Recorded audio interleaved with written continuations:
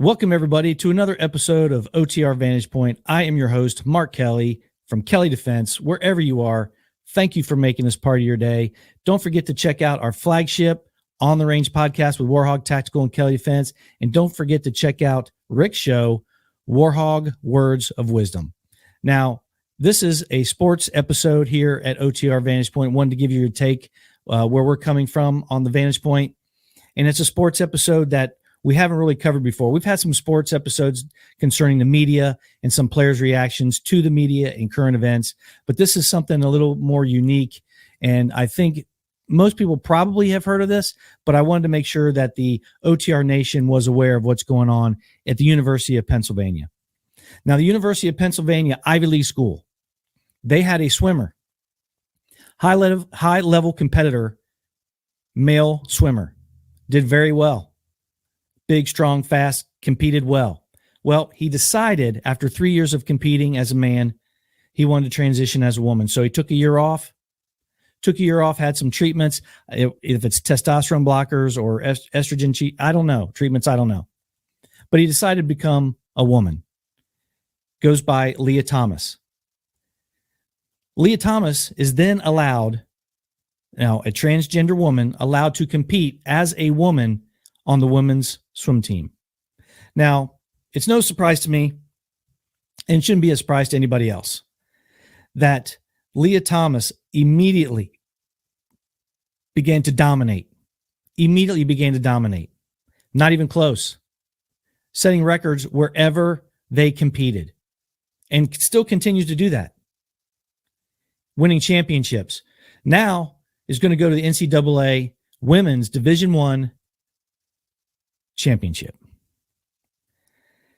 In one instance, one of the races, this swimmer defeated the closest competition was 38 seconds away from finishing. 38 seconds. That is an eternity in high-level competition. An eternity. Not only is it an eternity, this person is setting records wherever they go. Now I'm going to touch on this. The biggest reason why I believe this is wrong is because it's just not fair. It's not fair.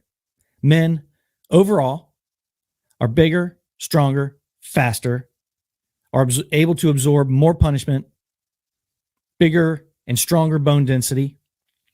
And we're talking about a high-level male athlete. So the gap between a normal person who's in decent shape and who is athletic, who can play sports, from that man to just a normal Division I athlete, average Division I athlete, the difference between those two abilities is astronomical. Now put that in perspective of what the ability would be above a woman. Now, fair enough, high-level athlete, woman, but still. Now, this isn't the first instance of a transgender woman competing in women's athletics or competitive sports. Remember the athlete who is competing as a transgender woman against a woman MMA fighter. Let's go back to that a little bit. I actually viewed that fight. I didn't watch it in real time, but afterwards I viewed it. This transgender MMA fighter who spent his entire life up to 2 years ago as a man going through puberty, actually being in the armed forces for the United States, competed against this woman. This woman, his opponent, outclassed him. Absolutely more skilled, a better fighter. She was able to take him down to the ground, her, they, whatever, take him down to the ground, punish him. He was able to get back up. Peppering him with shots, combinations, kicks.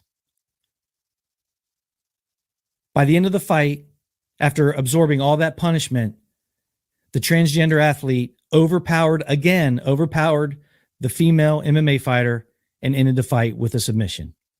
The only reason that woman MMA fighter lost was because that was previously a man, now transgender woman. That's the only reason.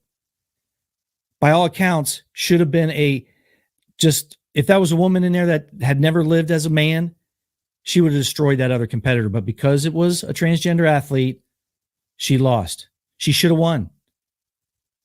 So someone who is not even in the same class of skill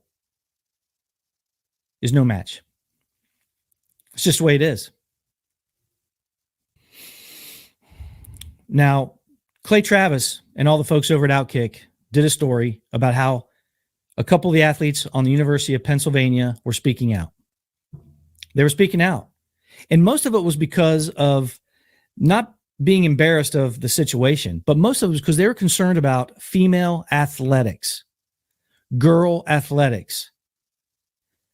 This transgender person took a scholarship spot. Now, he already had one, but theoretically took a scholarship spot away from a person who lived their life as a woman their entire life. And one of these athletes said, what if that was 2? What if that was 3? That would be 3 less women that would have an opportunity to compete or even go to school for that matter. Think about that.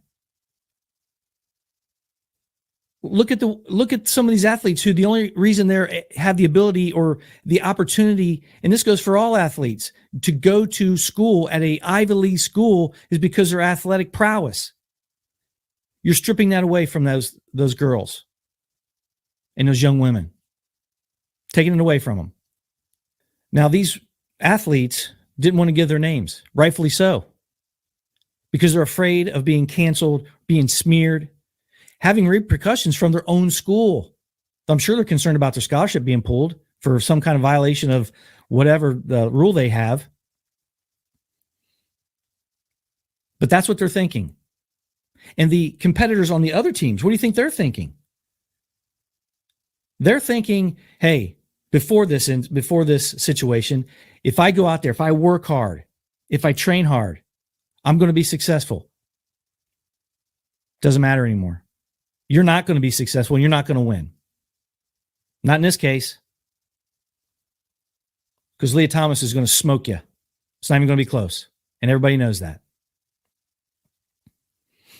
On top of that, they're not coming out and saying anything using their real names is because of the media, not just their school.